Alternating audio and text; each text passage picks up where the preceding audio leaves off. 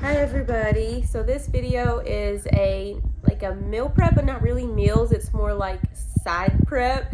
So we're making a breakfast like yogurt bowl, or you could use it as like a dessert bowl, either way. So we make that, and then we're making like a pre-workout muffin. Those are really good and 100 calories, great for having before a workout or just a quick sweet snack. And then we're also making some dinner rolls. So these aren't necessarily like healthy, but they are calorie friendly. I was kind of shocked to see that when I did the macros on them, they were like 80 calories. I can't remember exactly, but I will put them on the screen when we talk about that video. So they're actually pretty low calorie, and they're lower calorie than just buying them frozen from the store. So we're gonna make some really good rolls, homemade. So stay tuned. Please stick around, like this video, comment, and subscribe, and I can't wait to see you in the next one. Hi everybody, so we're starting with the yogurt bowls.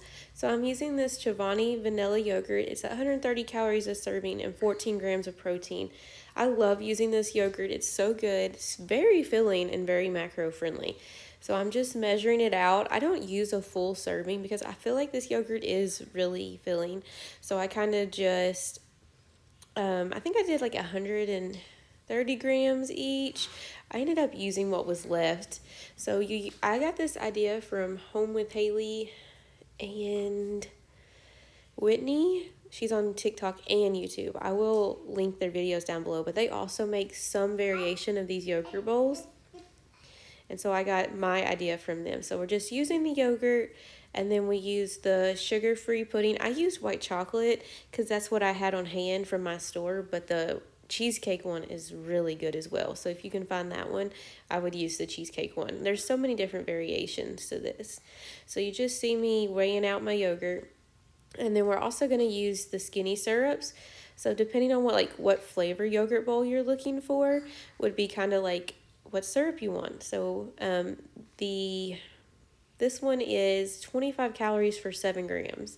So I put the 25 calorie serving in each one of my yogurt bowls.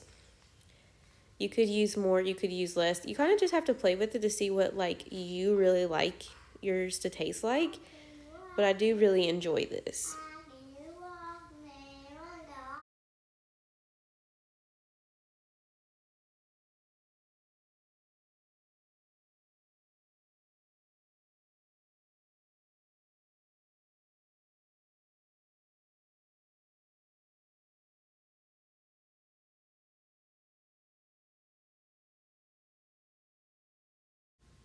Okay, so once we got all the Jello mix, pudding mix in there, and our skinny syrup, we stir it all together, and I do have a little helper, so that's why the camera is moving. My little boy decided to help me. So I just stirred all these together, and then I let them sit in the fridge overnight before I ate them. But I definitely feel like you could maybe wait 30 minutes and eat them.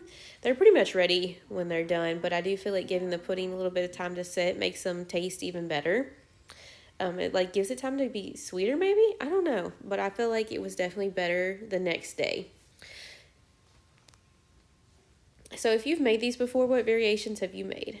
I think this would be also really good with Whitney did a chocolate one, like a mousse.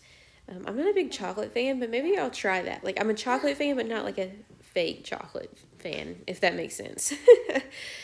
So I just used these containers to put them in so I could put them individually, so I already had my serving size together. Okay, so I wanted to show you this. This is what I ate it for breakfast with this protein cereal and raspberries. It was really good.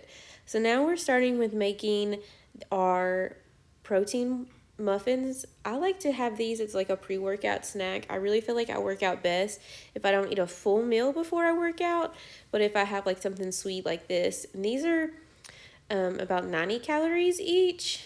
The way I made them this time was a little bit more higher calorie because I didn't have my applesauce or my unsweetened almond milk, but you can definitely make them even more low calorie if you use that. So I like to use these Kodiak Power Cake waffle mix, and they have different recipes on the back, and one of the recipes on this was to make these as muffins. So I did it as muffins, and I just made a little variation to their recipe to make it even more low calorie. So we have 2 cups of the mix in there. We have an egg, and then we're using brown sugar substitute instead of real brown sugar just to take out those calories. And this brown sugar substitute to me tastes just the same cooked into stuff. I've never had an issue like where I could taste that it was a sugar substitute or that it didn't taste like brown sugar. So I definitely would try it if you're looking for a low sugar option. Okay, so now we're going to add oat milk. If you have unsweetened almond milk, I would definitely use that for a lower calorie option. But if maybe you're not focusing on calories but protein, this oat milk has higher protein than the unsweetened almond milk. So it's really just your preference, but I had oat milk on hand at the time, and that's what we used to make our mixture.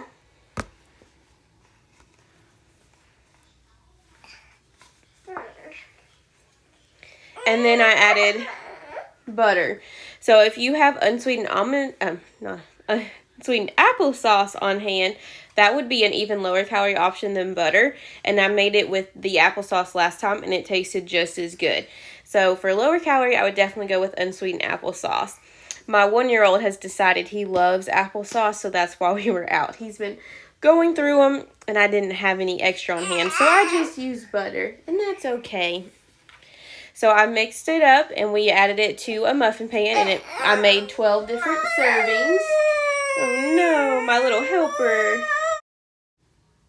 Okay, and then we're going to bake these in the oven at 350 for 16 to 18 minutes.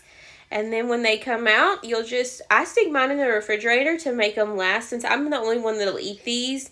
I usually have 1 to 2 a day for my pre-workout snack, and they last the whole week in the fridge for me. I also think these would freeze well as well if you want to freeze them instead of just in the fridge. And now we're going to make our dinner rolls for the week.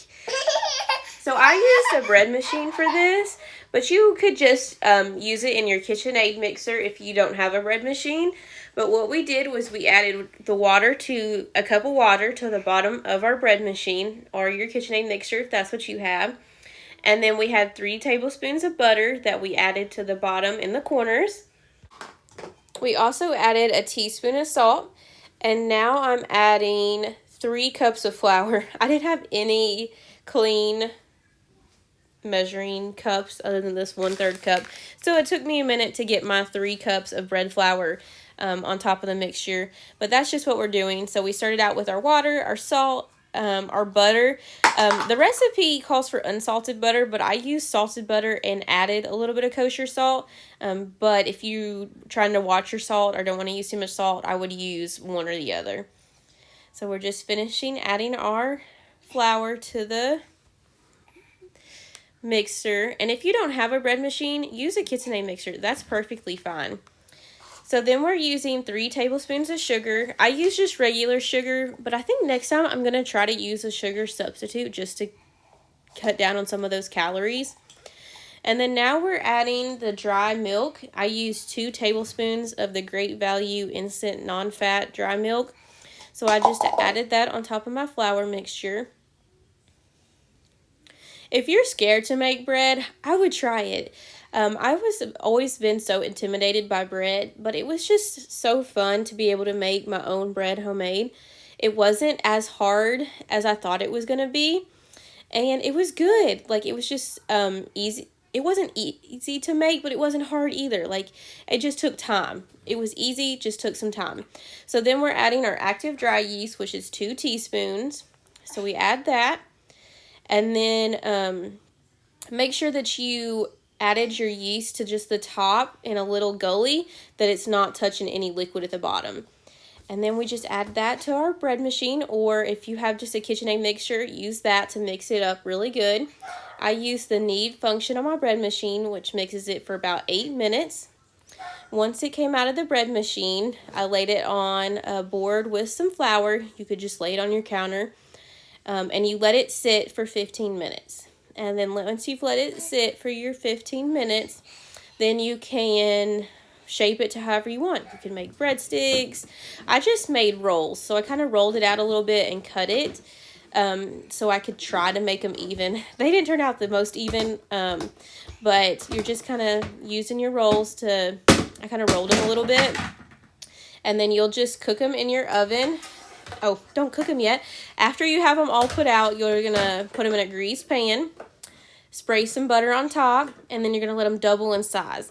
So it can take anywhere from 45 minutes to an hour and a half. It took mine about an hour to double in size, but it's also kind of rainy and cold here in Kentucky right now. So I let them double in size, and then we cooked them at 350 for 15 to 20 minutes. Thank you so much for watching. Please like, comment what you thought below, and I'll see you next time.